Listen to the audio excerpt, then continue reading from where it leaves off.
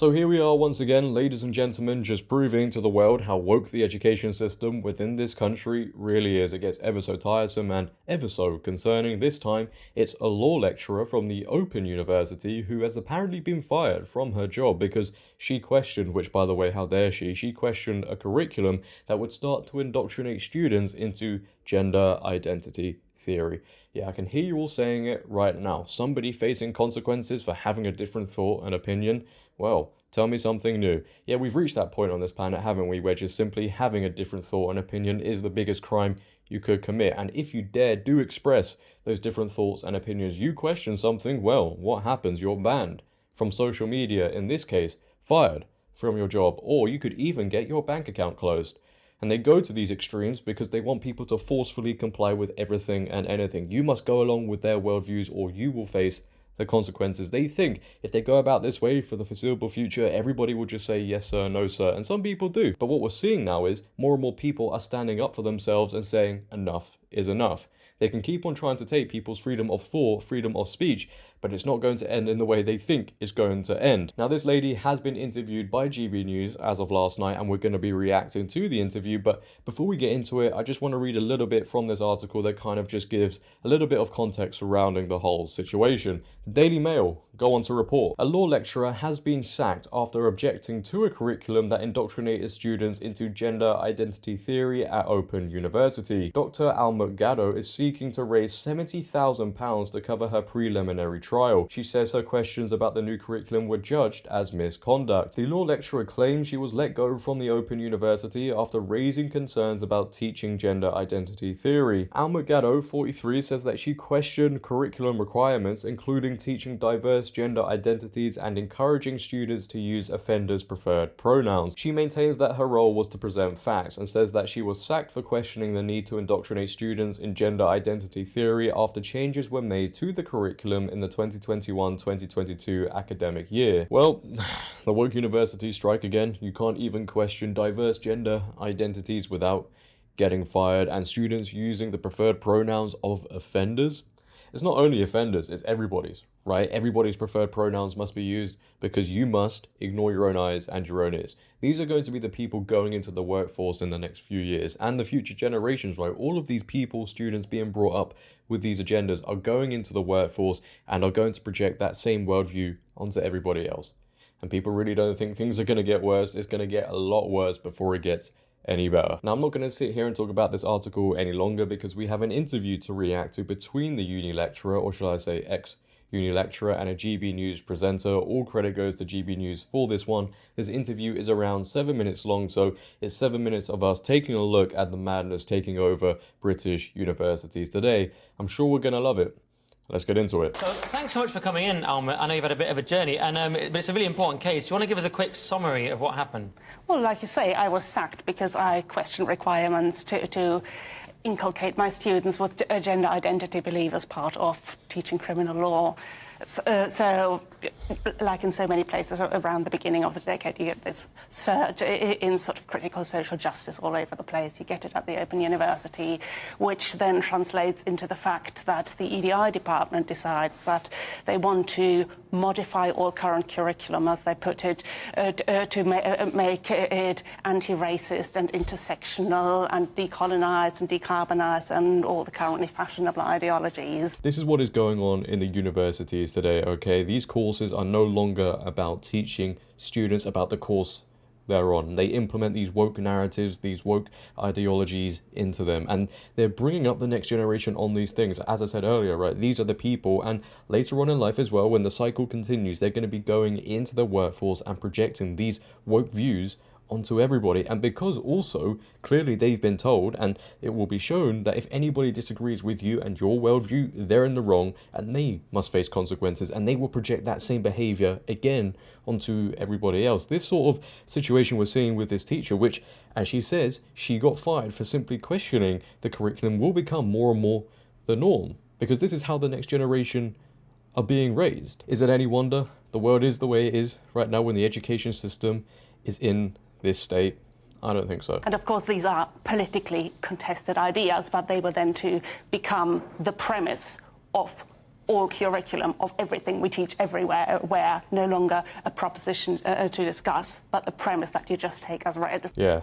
You know, maybe in the future they'll include diverse gender identities into Pythagoras' theorem or something. That's the route we're going down. You think I'm joking, and I'm trying not to smile, but it's definitely the route they'll go down. Sorry. No. So it was introduced by the diversity, equity, and inclusion type people, and so you started, and it was just taken as read. So you started asking questions on the forum. What is it? This forum? Yes. So this then sort of percolated down. The general missives from the EDI department were then sort of reflected in the fact that the law school where I was teaching decided that they were going to liberate the curriculum. That was going to be the core theme of the new law degree that they started a couple of years ago.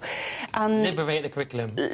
Yes. There's a paper somebody wrote, liberating the OU law curriculum, and we were told that specific things that we had to cover in tutorials had been included in our teaching materials in order to achieve broader objectives of liberating the curriculum. Liberating what? What are you liberating the curriculum from? And again, as she mentioned, you know, this is all about modernizing the curriculum, fitting the woke worldview of today, making sure people learn about gender identity, critical race theory, pronouns, and everything to do with all of those things. You have to remember, families, young adults are paying thousands a year for these courses.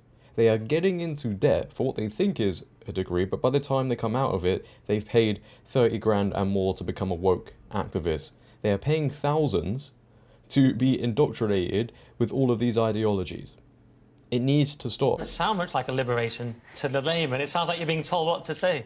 No, and you know, coming from a country that has seen two totalitarian regimes over the last century, I'm very suspicious of any liberations that take away freedoms rather than giving people freedoms. Yeah, as you would be. Yeah. Yeah, I mean, you mentioned where you come. I mean, your grandfather was sentenced to death under a free speech issue, is that right? Wow. He was, yes, absolutely. And of course that was after he decided to leave his university or not finish his studies at the official university, but when the official institutions became so compliant. So, whether you look at the or East Germany, in both cases you have the totalitarian regime that just sort of puts its hand on the steering wheel of all institutions, including universities, and that's not a good thing in a university. Yeah. So in a free country, a free university is there to generate and disseminate knowledge, whereas in a totalitarian country, a captured university is there to generate and disseminate the knowledge that helps the regime and suppress any knowledge or ideas that might in any way question the regime. You gotta say, right, this woman coming forward with this story has to be respected and applauded. She seems very nervous to tell the story. To come on a live show and tell what happened can be a very big thing, and she seems very knowledgeable as well. And it's just sad she's been put in this position because of a woke institution. This is the point we have reached. People are going on TV shows to tell people, hey, look, guys, I've been fired from my job for simply questioning something. You know, many years ago, you might have laughed at this sort of scenario happening when somebody might say, oh, this could happen to me. You'd say, no, that's in a film. That's in a George Orwell book. No, 2023. And as we go further into the future, this is now reality. You will face consequences for questioning, and I know I keep on repeating myself, but it's just the truth. You will face consequences for questioning the current narrative. And of course the frightening thing with ideas like liberating the curriculum is that suddenly we are no longer just there to generate and share knowledge on law. We are there to share knowledge on law insofar as it is conducive with these ideas that the EDI department wants to introduce into all current curriculum, and we are prohibited from covering any ideas that are relevant to our subjects that are not conducive to these ideologies that the EDI department wants to push. Forced compliance. Wow. And of course that's what I've been sacked for. So we were supposed to talk about gender as much as possible in our tutorials, but only in the way that is consistent with the ideology that the institution has decided to adopt. And when I said there is also an alternative view, some people do believe in gender identity, other people don't believe in gender identity. Some people believe in God, other people don't believe in God. If you talk about God, you have to mention the fact that some people believe in him and others don't. If you talk about gender identity, you have to talk about the fact that some people believe in it and some people don't. That is very interesting. She makes a good point there, especially in today's world. You know, when you talk about God, you have to mention, you have to explain, well, some people may believe in God, they may have a faith, but some people may not. And that's completely fine, that's completely respectable. However, in this case, with gender identity and other woke ideologies, you just have to simply agree with it. To you, it's presented as the fact and nothing else matters. Wow, it's shocking. Yeah, so it's two things. Some things you have to say, some things you're not allowed to say. And by the way, your grandfather escaped, which we should say as well. That's correct, isn't it? He survived, yes. He survived, yes. but it's shocking that... Go on. Yeah, he was sentenced to death in absentia, essentially, and the Gestapo didn't find him before he surrendered, so he survived. But that's why it meant so much to you. I mean, you should be... Obviously, it's a good thing to be doing anyway, but that's why you're so passionate about it, perhaps. And also, there's a particular part I wanted to pick up on where you asked them to define their key concepts, such as LGBTQ+, and it became apparent that some treated minors, so-called, as part of the diverse sexualities and gender identities that Open University law now seeks to centre. So minor was something they were trying to promote. Is that right? Not expressly. I mean, you get a growing body of literature, academic literature, that talks about minor as just another kind of gender, just another kind of sexuality. And then on the law module where I was teaching, they set students a task that involved a relationship between an adult and a minor. And students could gain marks for describing adult and minor as each other's boyfriends, but they would have lost marks if they had in any way mentioned that there might be such going on, that the adult might be committing a offence in having a relationship with the minor or anything of that kind. Wow. So I just asked the question, when we want to be inclusive of all sexualities. I'm sorry, I'm going to have to pause there. I just can't believe what I've heard. And obviously there's not much I can say on this issue, you know, because I kind of like the idea of uploading tomorrow and the foreseeable future, but I think you guys are kind of thinking along the same lines as me. What is going on here? Is this a next step? Normalizing that sort of situation? You can't call it for what it is. You have to say they're in a relationship. You'd lose marks for calling a spade and saying, look, this is going on, this is really bad. But if you say, oh wait, no, they're in a relationship, boyfriends, you'd gain marks? I'm sorry, that inclusive or exclusive of those who now describe themselves as minor.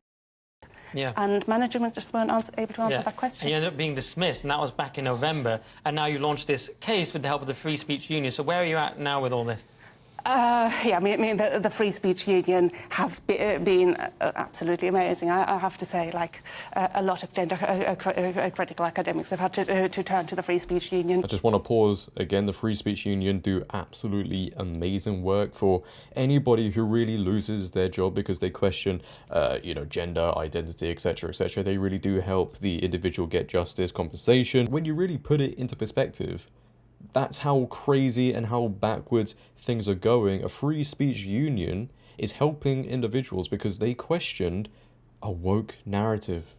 They questioned, most of the time, just somebody's individual feelings, beliefs, which are now widely taught in these curriculums. Very important case. So where can people find you then? Well, if they Google my name, Almut Gadow, if you can figure out how to spell that. ALMUT GADOW, and they can find your crowdfunding. It will probably come up, or if they go to crowdjustice.com and then look at the employment cases, they'll find it there, or if they follow the Free Speech Union on Twitter, they occasionally tweet about my case. All right, well, it's a very important case. Thanks so much for coming in, Almut Gadow. Wow, what a story, what a story. Again, you know, all respect to this woman for coming forward, standing up for what she believes in, which you have to remember too, there are a lot of people out there who would just fold, would just say, okay, I'm sorry, I won't preach about this any longer, I'll just go along with what I'm told. She's standing up for what she believes in, and that has to be respected and applauded.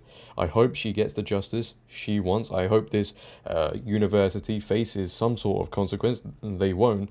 And, you know, freedom of speech is becoming a big issue. I think we all see that. And, you know, for me right now, I think it's sad to say, but I just don't think freedom of speech exists in the way we think or want it to exist. And, you know, the UK government always come out, and they have done recently, especially Rishi Sunak and others, they've come out and said, we stand for freedom of speech. Only when it suits them, though, and it's all PR, because if they did stand for freedom of speech, these sort of situations wouldn't be happening, would they? These woke universities wouldn't be able to have their grip so firmly around society and the beliefs people are being taught. But I want to hear your thoughts and opinions on this, ladies and gentlemen, But I want to hear your thoughts and opinions on this, ladies and gentlemen. What do you think about this situation? Do you think what she did warrants her being fired from her job?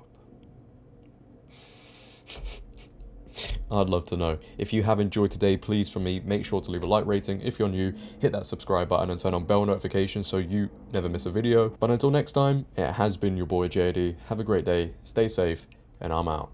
Peace. Wow. We have a lot of issues to sort out in this country, don't we?